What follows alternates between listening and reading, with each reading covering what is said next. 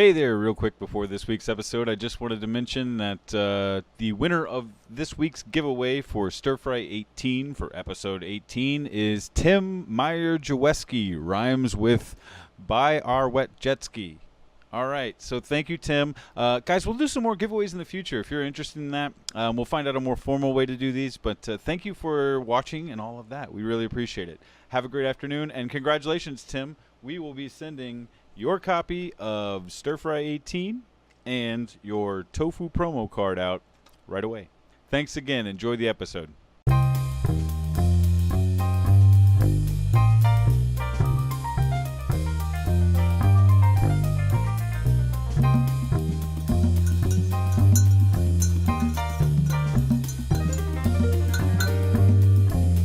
Hello and welcome to Monday Mug Mentions, week number 18. So good of you all to join me. This week is insane. I have had meetings every few minutes. It's been nutty. Thank you guys so much for being here. So good to see you. So many of you here already. Hello, Courtney, my wonderful, beautiful wife. Hello, Corey. Corey, try bouncing out and coming back, and it should hopefully update. I really hope so. Hello, Andrew. Hello, Rob. Hello, Jason. Hello, Tim. Hello, Yuri. Hello, Mom. Good to see you. So good to see you. Hello, Brad. Oh, my goodness. Hello, Sean. I can't even keep up. There's so many of you here. This is incredible. Thank you for joining this afternoon. I am enjoying a wonderful, tasty cup of Gevalia Cafe's French roast, which I've just realized is the first repeat offender on the show. I had two choices when I was at the store, and I thought there's no way I've had the French roast before. I've definitely had the regular house blend, and I have had the French roast on the show before and not the house blend. So the first ever repeat offender on the show is Gevalia Cafe's French roast. And I am having a nice cup here in my Teenage Mutant Ninja Turtles cup. All right. Okay. All right, everyone. Let's get into it this week. The coffee's delicious, Gevalia Cafe. This is the second time I hear it. I've had it. This is the second time I hear it. You hear it because I'm saying it again. And so, anyway, let's get right into it. This is tasty coffee. First repeat offender. I didn't plan on having a lot of those. This was sort of an accident. So, it is the French roast. It is the French roast. I wanted to get the house blend. This is the French roast. I got the wrong one. So this is the first repeat offender. I had French roast on week 3, and it was very, very tasty. So let's get into the games I want to talk about that this week, and that's games with an experience in mind. So the first one I want to chat about is the video game that I've been spending probably far too much time on lately. Any free moment I've got that's not spent working, I've been spending playing this game that if I can get to it. It is Empyrean Galactic Survival by Elion Game Studios. I think it initially came out in 2015, but it was an early access, still is an early access game on Steam, and it's constantly evolving. So I've only just started playing it in the 8th alpha version, I guess. But the premise of the game is very much similar to a lot of survival games on planets, where you start with nothing. You've got to use resources from around the planet to build up over time a massive ship or even a small ship or whatever you want to do in the game to fly around to different planets, gaining more resources, better resources, building bigger ships, planets, visiting new alien races, and all those sort of things. If any of you are aware of No Man's Sky, this is a very open world version of like No Man's Sky, except with real multiplayer, being able to interact with people online and have fun and build things together or build on your own separately on the planet, as I do with some friends. Brad, who's in the chat here, as a matter of fact, and I play on the same server, and we have a lot of fun just flying around in our small ships. What I've been doing recently was I flew to another planet and started a small base just to essentially dismantle a massive crashed capital vessel, which is the largest style ship they have in the game. So this thing had crashed into the side of a mountain, and I'm sorry I don't have visual aids this week. It has been so busy I did not have time to prepare those for you guys, but you'll just have to deal with my description. So this massive, just imagine a massive thing crashed right into the side of a mountain, right? A massive space vessel. And I went in and found the core of it, which allows me to sort of start taking things from it. That's not as important. Essentially, I built a base next to this thing so I can just dismantle this thing for materials, which are much easier to get from dismantling a large ship than from actually mining them from the ground. So my experience is vastly different than, say, someone who went and just started building a big farm and wanted to have a massive amount of resources, or the difference in someone who wanted the experience of traveling to all the different planets, would build a large capital vessel and warp around to different places. And my experience has been, fighting aliens on almost one single planet and just getting this base established to start dismantling a spaceship. And what's interesting about this is, like, if you think of it in the sci-fi realm, like, it's essentially I am playing the role of a scrapper. I've found some scrap, and now I'm just going to sit there and scrap. Like, the lowest tier job, most likely in, like, galactic everything, is what I've decided to play in this game. Is I'm just going to scrap this huge ship to eventually build another ship. But I mean, it's a scrapping mission, and it's just something that happened out of me deciding to play that way. And so the experience is something that is created through the mechanisms in the game that allow you to do things. But there's really no story. There really is no narrative. The experience is what drives the game. You are moving forward, and you are creating this experience for yourself. You can do it in different ways. Minecraft was the initial game that did this, where you could just play any way you wanted. You could farm. You could go kill animals or monsters. You could go, farm animals and breed them. You could, just build the biggest structures. You could, whatever you wanted to do. That experience was available to you, and that's one of the things I like about sandbox games. Now, a lot of them fall flat for me because they put up too many walls. This one felt like it flows freely. Constant progression is happening, but the experience in itself of, like, going out and deciding I'm going to be a scrapper for the week that I'm playing, and I'm going to scrap this huge capital vessel that's bam right into the side of a mountain. That's an incredible memory that's created out of just a procedurally generated world. And some different points of interest on that world. So Empyrion's an incredible game, and I think that it's probably one of the better renditions of this. I think it replaced things like Space Engineers for me, even No Man's Sky. I don't know if I'll go back to very much unless the big multiplayer update comes.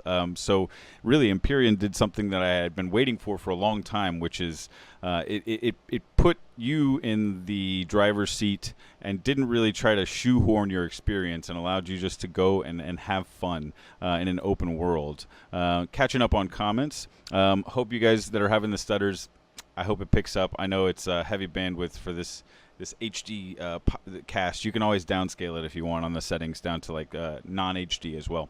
Andrew says, I like that. Buildings, bases, and space travel and such. I love that. That's, what's weird is I am deadly afraid of heights. Heights are one of my biggest fears in life. But my favorite type of game is flying off the planet to another planet and exploring it. So, if given the opportunity, I think I might do my best to, like, sit in a pod and shoot off the planet to another place if given the opportunity. But I am deadly afraid of heights. It's probably my number one fear above all. So Brad says after 2 days he couldn't stand living on the same planet I was on. That's right, Brad. I found my own planet, and it doesn't have oxygen. It's not a breathable atmosphere, and it's full of snow. It's a miserable planet. But I did name it the ski resort. So again, making lemonade when you can. Sean says, like an Independence Day. That's exactly correct. That kind of ship crash. Andrew says, pace is an issue in these type of games, I find. That is my number one, like, major issue in games of this nature, is, like, the pace is so important. It's so important that you allow players to progress at a reasonable pace. If you put the wall up of, like, it's going to take you this long to even gather materials, it tends to turn players off. I've found that to be the case. I think Minecraft started with a really good formula, but there's been mods in the past that people have said do it much better. So it definitely is. Rob says, dude, heights are my worst fear too. Rob, we can hold hands together when we fly to any show. Okay, we'll hold hands on the, and yeah, we got it. We got it. So Yuri's seeing us now. Yuri says he's in. I'm so glad that you're in now. I'm going to move on to the game that created an experience recently for me. And this is a big deal. Rob's here. Rob was part of this. Rob was actually the person that was part of one of the most memorable experiences from this game. And it is Wolfgang Warsch. I may be mispronouncing that. If so, please forgive me, Wolfgang. His game is called The Mind.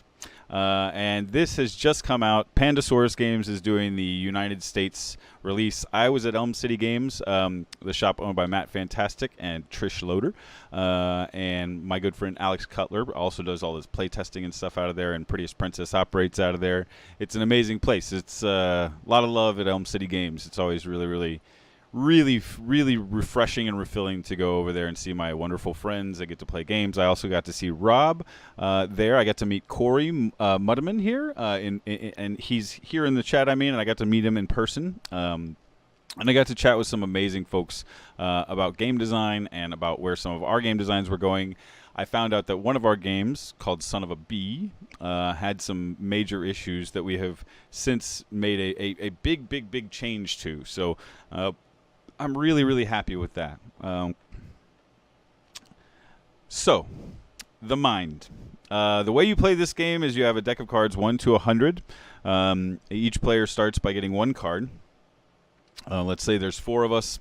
We need to just look at each other intuitively. No words, no verbal communication, no signaling, with your hands really or anything like that.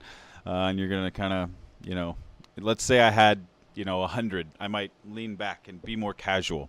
Let's say I had a 1, I would lay it down immediately. If I had a 5, I'd be leaning forward, so sort of, going, hey, this is what's happening. This is gonna, I'm right here. I'm ready to go. But without saying any of that, you're just sort of, you don't really want to make sounds. There's no verbal communication. So, you try to play them in ascending order from lowest to highest. And you just keep staring at each other and kind of like, so there's this kind of moment where I kind of just, like encouraging nod, right? Like, you got this. And I like to do that when I have a number that I think is probably shortly after the next person's. Like mine's, let's say the number out is 31 and the number I'm holding is 67.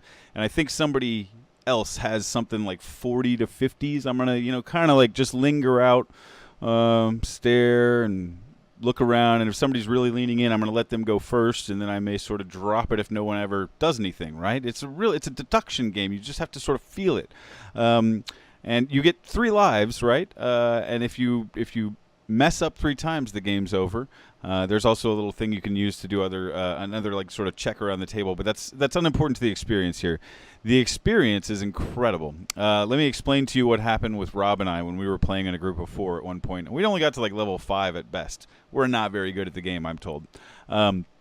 So Rob and I were playing with a group, and Rob and I were doing the same thing I was mentioning, the sort of back and forth, and I gave him one of those sort of, you got it, you got it. And he laid down 57, and I immediately laid down 58, and we all just, oh my God. And we got to the end of that one, and we all talked about how amazing that was. I'll never forget that moment. That moment in The Mind is in my brain probably for the rest of my life. Just knowing, and it was 57 and 58. Those are the numbers. Rob can confirm that those are the numbers. I will never lose that moment. It was incredible. It was one of the most amazing experiences in a board game I've ever had. And it has nothing to do with my strategy or with any of that. It was just Rob and I sort of looking at each other in a little, that nod that says, you got this. And he put his down and I put mine down. And it just, oh my goodness. I don't know that I've ever felt that from a board game. I don't know that I've ever felt that from a video game, to be perfectly honest. It was an amazing experience. Now, The Mind is controversial. People say a lot of things. I'm going to go ahead and glance. I had kind of kept my eyes off of the comments because I know it is a controversial game to a certain extent. However, I don't think it should be. I think that all of that's ridiculous. I think that's the kind of gatekeepery nonsense we don't really need. Sean says, hopefully see you at Gen Con. That is very, very it's like on the 50-50 line, but I may not be there. I will definitely be at PAX Unplugged. I will definitely be at Kineticon. Yeah, Gen Con is a really tough one right now for a lot of reasons. Mostly just family stuff. I've got to, it's hard for me to leave. So my mom, okay, Carol Ann says, show your whole shirt. This says, play more games, the boardroom, Providence, Rhode Island. This is the location former name of the location I still play at when I have time. I haven't been there in a while because we've had the baby and I've been at home quite a bit. But it is a board game club where we just play board games. It's a fantastic spot in Providence. It's now called the Providence Gaming Guild. And it's a great, great spot. So, let's see here. Tim says the Mind is on the top of my gotta try it someday list. I think you should try it immediately. As a game designer, you definitely need to play the Mind. There is absolutely no question that you need to play the Mind. A game designer should be playing the Mind because you need to understand what experience it gives. You need to understand that games are evolving. They are becoming more than just pushing things or doing things that are very, very, relevant. You can create an experience that's experientially, like the focus is the experiential, like the experiential moments. It's not a focus on, oh, we need the best strategy or we got to worry about cheaters or we got to do any of this. It's a focus on making an experience happen. And I think John Gilmore talked about this in his tabletop network talk, is designing with experience in mind. And I mean, it's the fact that more games aren't already doing this is surprising, but evolutions come in sort of waves. So I think we'll see quite a bit of newness with this sort of thought process. It's got me thinking in so many different ways about the way a game could be, just because it's different. Ian Moss says stairs intensify. Andrew says I liked it, but a little overhyped. I know I will be the first to say we have a similar icebreaker we use in education. The overhyped, it's such a strange term to me. Like, I think anything that gets hype is appropriately hyped in the moment, but there are games that are evergreen, and maybe they weren't hyped, they're just always good. So there's just maybe some weird classifications, but labels are strange. Rob said it was epic. You're absolutely right, it was. Brad says, do you play each hand individually like 4 players? Or, I'll explain the full rules later, but you level up by playing more cards. That's correct. Andrew says, cool. Memorable moment. Tim says memorable moments like that are what it's all about, and I 100% agree. I think that's something that it definitely gives you and that no other game does. I'm trying to catch up on these. Derek says, I really like the Mind. It creates amazing memories. I agree. That's the memory that it left with me from Rob was just unbelievable. So catching up, I think I'm going to zoom down to the bottom. Yeah, hype is often used in a negative light, Derek says. It's not really fair in my opinion. Hype is excitement. Games are exciting and fun. I think that's my opinion as well. Like I think that essentially the word hype does have a negative connotation. Like it's saying that this thing is getting just a flash in the pan type moment. Video games have always had this sort of connotation around them. Like the new hyped up game is not all it was meant to be or something like that. I think it does tend to have a negative connotation. So I wouldn't call this hype. This is a Spiel nominee. If a game of mine was ever even nominated for Spiel des Jahres, that would be appropriate to be hyped about. Like, right? Like that's one of the highest awards in board gaming. And to even be nominated, it means that you've created something that's different, new, innovative, fun, drives an experience that other people can't. So I mean, like, it's appropriately hyped. I mean, but I don't like the word hype. So it's appropriately celebrated, I think, would be a better word. It's celebrated, and rightfully so. It's an amazing experience-driven game. Now, if you are a person who prefers a war game or a game with lots of confrontation or any of those things, of course it's not going to be your favorite. But the fact is that games are for certain gamers, and saying that something's inherently bad based on your taste is not a good position to take. Saying that something is bad based on it being poorly designed or having fundamental flaws is, in fact, a good position to take. So I think that the problem with opinions being about something being bad is that you're not taking into consideration which gamers enjoy it. I've had to reposition my stance on certain social games and say that, well, it's not a bad game, it's just not what I prefer, but certain games for certain gamers, right? That's the type of thing. So Brad says, going back to space games, No Man's Sky had hype. Yeah, that's the difference. I think that's over-marketing your product and overselling your product before it comes out, and then under-delivering. That's what I think happened with No Man's Sky. That's more power to them. They're still working on that game and still making it better. So let's get right into the media that I want to talk about this week, and this is a pretty clever channel, and he's got a web page, but really his YouTube channel is what I watched for a really long time, and that's Paul Grogan with Gaming Rules. And Paul does videos that are just really top-notch quality. They're well produced, they're cut together well, so you're not spending a lot of time just listening to Dead Space, probably like when you talk to listen to me talk, just where it's So Paul is really, really talented at explaining games and breaking them down and giving you a quick rules rundown, and I love the way he does that. Case in point, while I didn't love the game, personally I didn't love the game, the way I learned how to play Gloomhaven was by watching Paul's video. And he showed me the basics of what was going on, and in general that led me to be able to play Gloomhaven. There are a few others. I want to say some of the bigger Lacerdas, I watched his videos to be able to play. It's hard for me to remember exactly who taught me what, because I go find videos and I sort of start the first 5 minutes, and if that's a type of learning that I'm good at, I'll watch that video, and if it's not, I'll try and find another one. So Paul's are often ones that I will go, okay, well, I'm understanding what he's laying down here, and I enjoy that. I also really enjoy the professional style. I met Paul for like just a moment, I believe, at PAX Unplugged. My memory may be foggy on that, but whenever I did meet him, he was incredibly nice, incredibly genuine. Took the time to stop and shake my hand and say thanks for watching the channel and all that sort of stuff. And that's kind of what I look for in a channel. Is I like watching folks who are generally genuine, or show off games in a good light, give me a quick, concise, nice rundown of what the game is and what I'm doing, and generally don't try to like throw in a lot of unnecessary parts to a game sort of preview, and not a review per se. So I definitely suggest checking out Paul's channel. I think he's well known, so I just wanted to sort of highlight that. And then I'm going to move pretty quickly here into this week's marketing chat. Excuse me, before I do that,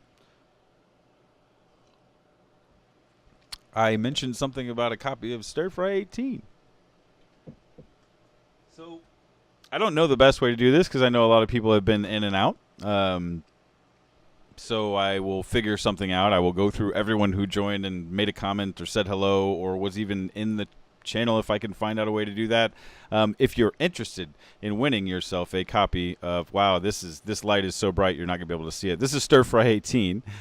This is our micro game. There you go, you can see it there. Stir Fry 18. This is our micro game about cooking and bluffing and lying to your opponents to score the best stir fry cook you can every turn, and the first one to 50 points wins the game. Fits in your pocket. You'll notice that's the whole box. And we have a handy dandy tofu promo here for you as well, and this is the new promo that we only gave out at PAX South. And promo tofu is a joke because the three main proteins in the game are pork, chicken, and shrimp. And many people ask, well, how do I cook a vegetarian stir fry? So, well, you just get less points because you don't add the big, good proteins.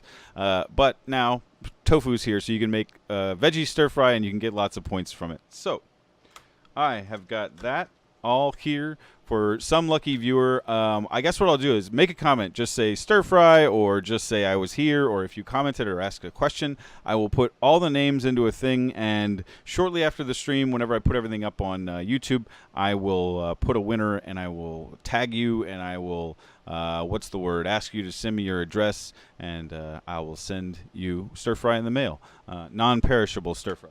So That is one thing I wanted to share with you. And before I move into the marketing thing that I want to talk about this week, which is actually another game company that I think is doing awesome things. So I know I look back like the last few weeks, I've been kind of like the negative thing has been like has been a little bit negative on the marketing stuff. So this is going to be a very positive marketing week. I want to make sure we get into that. But before that, I want to show you guys. Some of you had seen that I'd done the little guitar miniature. I'm going to get it as close as I can and see if I'll get my focus will get in there. It will only do about... it's so hard to focus, but here's our little guitar miniature. This is a painted one that I did. And then, so this is a finished painted one. I just today went over to the manufacturer for these, and I picked them up. I have them all. I have all the miniatures for Record. They are finished. The game's not finished, but all the miniatures are finished. So all of the miniatures are actually sitting right back there in those boxes. Over 500 of these, and I wanted to show you all that this is what a primed one looks like, and it's a little darker gray, and that's after you've sanded it and sprayed it. If you're a minis person, you know that sanding is sometimes necessary. Now, I will say some of them came out immaculate, like this, where there are no artifacts whatsoever. You may need to sand the bottom here a little bit where the cut was, but for the most part, this one really came out nice. There is very little trimming that's going to need to be done on like a piece like this one. Now, some of them, however, will have artifacts such as, you can barely see it, but right here you'll notice there's a little piece of plastic sort of flaking off the edge here. And you can take that off with your hand. You can also get that kind of thing off with just a hobby knife. And that's, if any of you are backers who are new to miniatures, that is something that you may be not aware of, but you may have to just sand or clean up your mini a little bit if you want it to be perfect in terms of every little edge and all sorts of stuff like that. And that's just a really common thing with minis. But these are beautiful. I am so happy with these. Kevin at Forge Prints did these, and I am so happy with these. Yeah, these are plastic. It is. These are spin cast.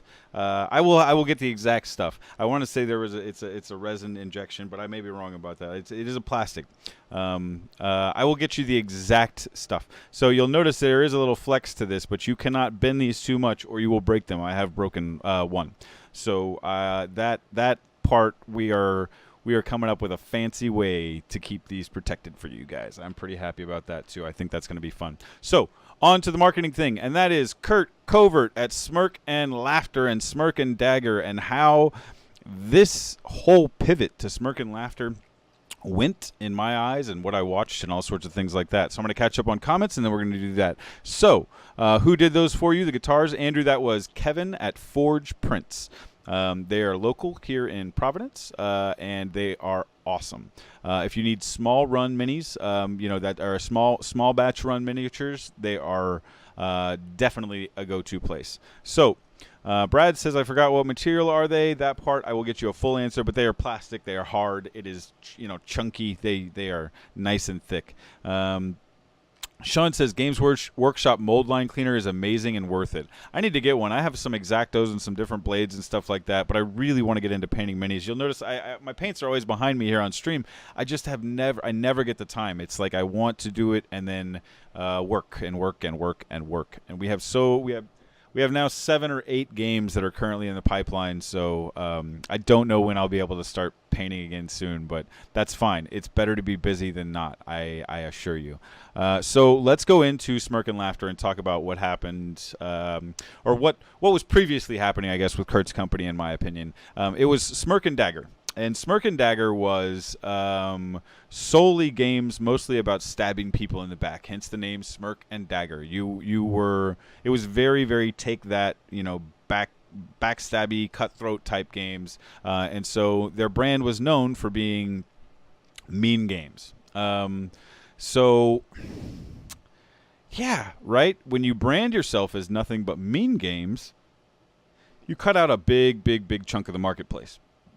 Like, I would guess if I took a cursory poll on any of the Facebook threads and said how many people don't like games with take that or direct confrontation, you're going to find that it's 30% or more would answer that they don't like that, and that they will not purchase one if that is the focus of said game. Okay, so now you've got some percentage of the marketplace that's just gone, okay, well then Smirk and Dagger is just not for me, so I'm not even going to pay attention. Like when they put out a game, I don't even need to look at it. Like it's, there's so many things. There's so much noise in the board game world, right? There's so many things coming out that you can just write one off. It makes it easier to say, okay, I don't need that one now.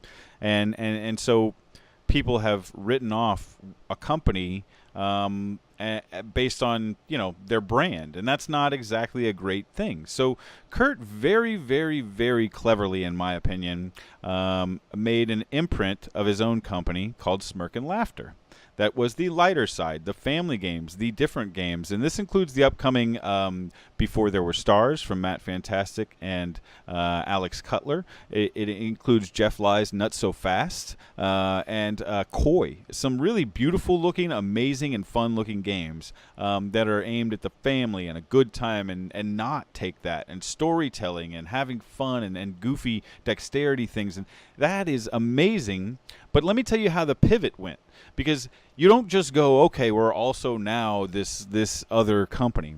Kurt went and hit the pavement and started going out to conventions and showing off almost specifically Smirk and Laughter products. He would have the Smirk and Dagger stuff sort of on a table there to sell if you were interested in that, but he was specifically there to start showing off Smirk and Laughter. Now here's the reason you would do that, right?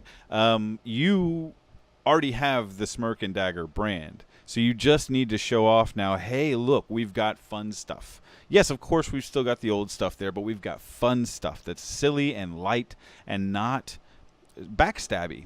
And so now you're getting that audience specifically. You're targeting them when you go out, because you know that that's the 30 or 40% of people that are not interested in your brand, because they still identify with you being directly like a combat store or a confrontational game maker, right? Somebody who makes confrontational games that are going to constantly usually have you screwing someone over in some way or another. And those games are fine. I'm not saying it's bad. I'm just saying that a lot of people don't like that type of game.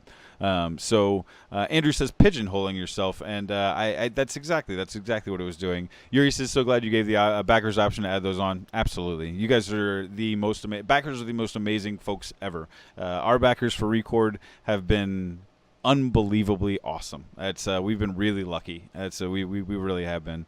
Ian says, I really like Nevermore and Dead Last. They find great ways to keep players involved with the take that elements. Yeah, Smirk and Dagger make some great games. Like that's I guess I should have like prefaced this whole thing by that. I'm just saying that type of game will turn a lot of people off. And Smirk and Laughter is such a clever pivot.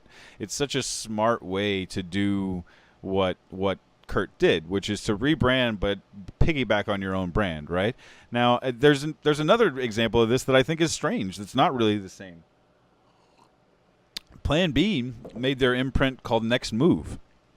You had an incredible opportunity to make your imprint called Plan C or any other thing.